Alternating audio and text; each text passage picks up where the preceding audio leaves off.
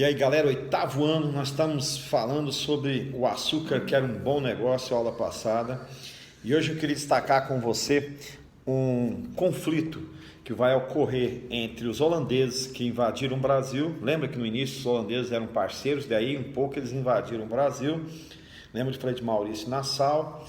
Tá, os holandeses estão aqui no Brasil, estabeleceram então o negócio do açúcar, né? Vão criar uma companhia holandesa para financiar produtores do açúcar aqui no Brasil. E começa a acontecer aqui um conflito. Como eu disse para você, o negócio está indo mal. Quando o negócio vai mal, então a primeira coisa que eles pensaram é o seguinte: olha, para resolver o problema, vamos cobrar mais impostos, vamos cobrar aquele dinheiro que já havíamos emprestado, a companhia já havia emprestado dinheiro para os produtores portugueses aqui do Brasil. Então era hora de cobrar. Maurício Nassau, em 1644, ele deixa o Brasil e retorna à Holanda.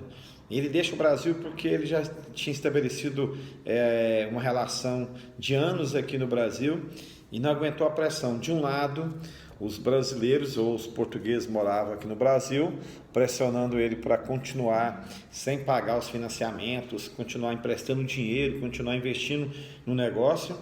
E a companhia holandesa, por outro lado, cobrando dele: olha, o negócio está mal, nós vamos ter que deixar o negócio precisa de juros, o negócio precisa avançar, e a vida continua. Então, em 1644, Nassau deixa o Brasil e retorna para a Holanda.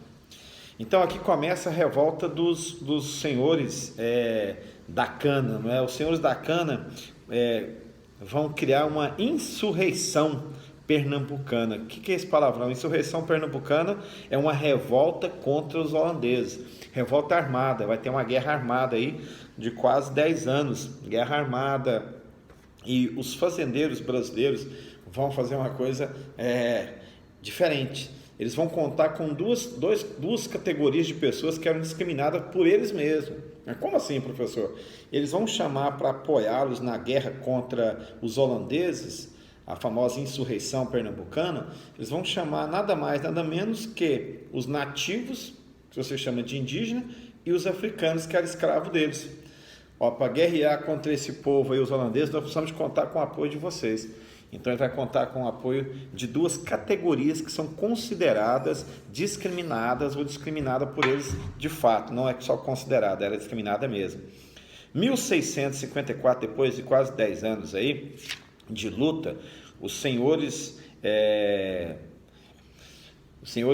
do açúcar brasileiro conseguem então vitória, conseguem então expulsar os holandeses do Brasil, que vão assinar um tratado de rendição e vão explorar as pessoas agora lá no Caribe. Vai pegar toda a estrutura holandesa e vai transferir para o Caribe, vai explorar outras pessoas lá. Eles vão se dar bem também um período ainda. Então isso é outra história com eles lá. 1649, volta comigo. Portugal vai fundar então no Brasil uma Companhia do Comércio Brasileiro. Companhia do Comércio Brasileiro. Para quê, professor? Para evitar essa contenda que ocorreu, ou seja, eles perderam o controle da dimensão, do tamanho do Brasil, e perderam o controle do comércio. Então vão criar um monopólio. O que é monopólio? Eu só posso fazer comércio com Portugal. Então o Brasil, só depois, quando a família real vai chegar no Brasil em 1808, é que vai liberar o brasileiro aqui, o português que já era quase brasileiro, a fazer negócio com a Europa. Ou seja, quem fazia negócio? Presta atenção, o que é monopólio? O brasileiro que estava aqui, o português que estava aqui no Brasil, fazia negócio via Europa com Portugal. Ele só podia fazer negócio com Portugal. Daí Portugal fazia negócio com o mundo. Então essa companhia ia organizar isso, ia apertar mais isso, ia criar leis mais fortes para não mais perder o controle. Então a Companhia Geral do Comércio Brasileiro tem um objetivo. Quando eu te perguntar qual é o objetivo, manter o monopólio dos portugueses aqui no produto do Brasil. Bacana? Recapitulando, expulsa os holandeses. Então, em 1649, Portugal estabelece uma companhia também. Lembra que tinha a Companhia do Açúcar holandês? Agora eles vão criar uma Companhia Geral do Comércio, ou seja, todo o comércio, nós vamos fazer companhia vai fazer, vai gerir esse comércio então. Portugal tomando o monopólio. Bacana? Até aí deu para a gente brincar, né? A gente podia depois recapitular, pensar em qual foi o destino de Nassau, qual foi o destino da Holanda. Mas como é a história do Brasil, foca no Brasil aqui então. Tá, você pode falar assim, professor, o Brasil nesse período é só açúcar, então se alguém fala o período açucareiro no Brasil é só açúcar, o Brasil só tem açúcar, é o que dá para pensar, né? Falar, esse período só teve açúcar. Não, o Brasil não era só açúcar, então eu quero te dar alguns fatores aqui nesse período aqui que vai provar que o Brasil não é só açúcar, para estabelecer então os exercícios que a gente vai fazer na aula que vem. Então o Brasil nesse período ele vai cultivar além do açúcar por uma exigência da coroa portuguesa, o milho, o arroz e o feijão. Qual que era a ideia? O grande negócio era um só negócio, né? Que era a cana-do-açúcar. Era esse poder que eles tinham através do açúcar. Mas o governo português exigia pequenas porções, mesmo que fosse secundário, era um negócio secundário. O açúcar, o arroz, o milho, as outras culturas secundárias. Depois vão se tornar culturas essenciais, por exemplo, do milho no Brasil. O Brasil é campeão mundial da produção do milho, do arroz e assim vai.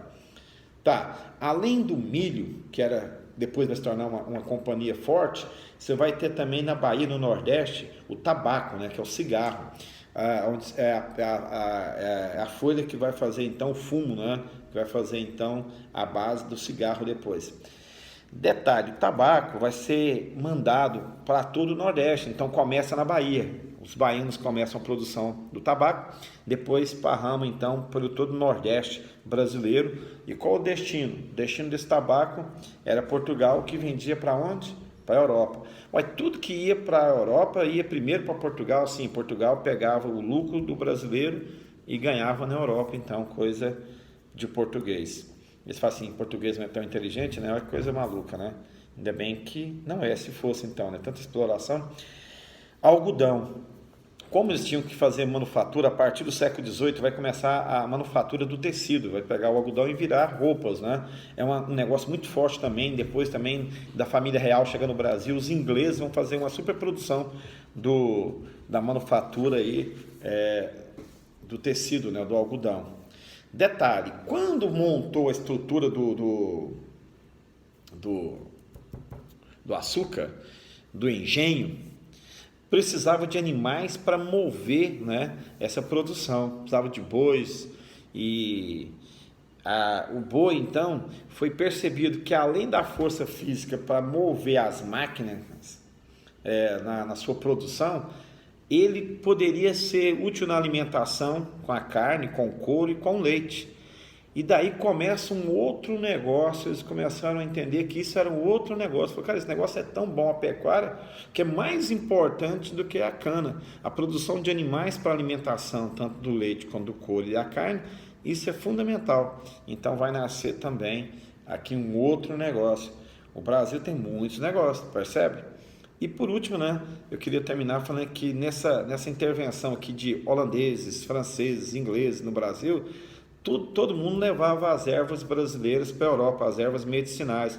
Então, o Brasil era um grande negócio. Recapitulando então, cultivo do milho, do arroz, do feijão, tabaco na Bahia, algodão depois do século XVIII, pecuária, que é o grande negócio hoje, o agronegócio é super top, os milionários são do agronegócio, o boi é um grande negócio.